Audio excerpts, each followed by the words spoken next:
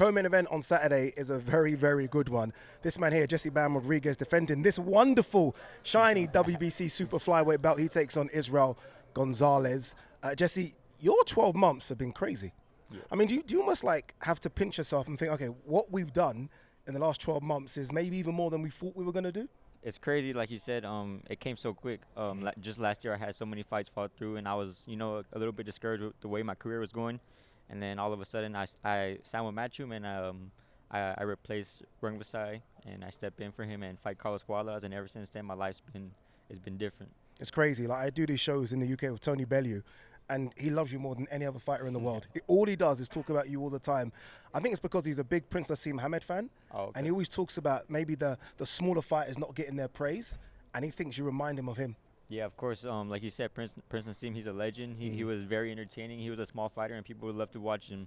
And I feel like it's the same with me. Whenever I step in the ring, I give a performance that people, they admire watching.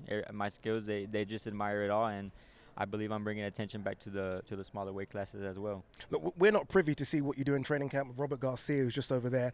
But have you been surprised with the way in which you've dominated two, I think, great fighters in Quadras and Rung Vasai? Yeah, I always knew I had that ability in me, but the way that I did it, fighting Carlos Gualas on a 6-day notice, I had never fought a world champion at all. I had never even fought for a regional title or anything like that. So for me to step in and perform the way I did, it's just...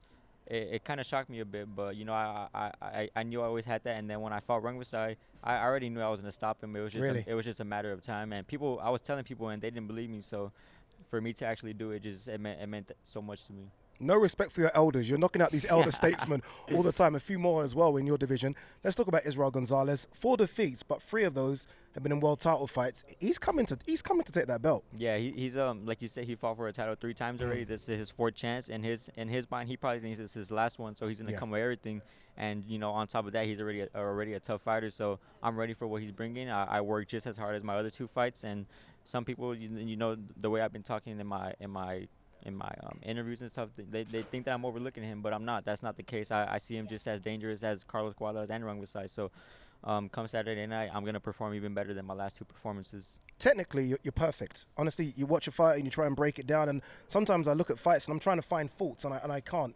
But you also entertain as well. Is that in the back of your mind that, okay, I want to make this as entertaining as possible? Yeah, at times I like to sit there and brawl, and that's when Robert, he reminds me, you have the footwork, you have the abilities to make this fight easier than you're making it. You're standing there and brawling a little too much to move around and make it easy, and just be you, be Bam Rodriguez, and that's when everything takes over.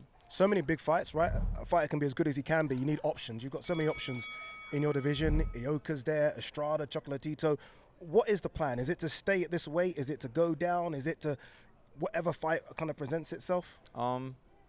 As of right now, we do plan on going to 112 and picking up some titles there. There's a lot of talks with a fight with me and Sonny Edwards in the UK, and I would love that. I would love a fight down there in the UK against Sonny Edwards, and to fight. We want that as well. Yeah. So I mean, I believe it's gonna happen next year. Talk to me about being on the co-main event of something so historic. This is the trilogy that I think people are going to remember for years to come. Your co-main event. Yeah. No one else. That again, when you look at the last 12 months and what you've done, that's the cherry on top, isn't it? Co-main event of a Canelo card. Yeah, of course. Fighting on the Canelo undercard, especially against Triple G, the trilogy, it means a lot to me, and it's a perfect platform to show not only the hardcore boxing fans, but the casual boxing fans as well that, I'm Bam Rodriguez, and I'm here to stay, and I'm here to take over. Not to put any extra pressure on you, sorry, Robert, I've got to put pressure on him. If you do win this fight on the weekend, you're my fighter of the year. I think you've had an absolutely incredible year. Again, you've, for a lot of people, come from nowhere. You won a title, defended a title, and now you're going to defend it potentially again on Saturday.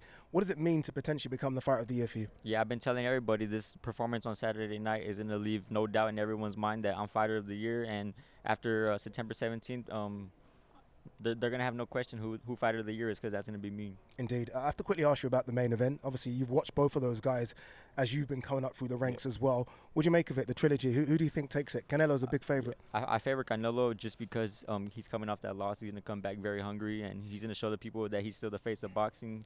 And, I mean, you can't count Golovkin out. He's still a very great fighter, and he still carries that power. So it is going to be a great fight, but I favor Canelo. Jesse Rodriguez there, who takes on Israel Gonzalez this weekend. Remember, live on DAZN pay-per-view. He's defending that wonderful strap. And as I said, if he wins, 100% he gets my vote for Fighter of the Year. Make sure you tune in this Saturday.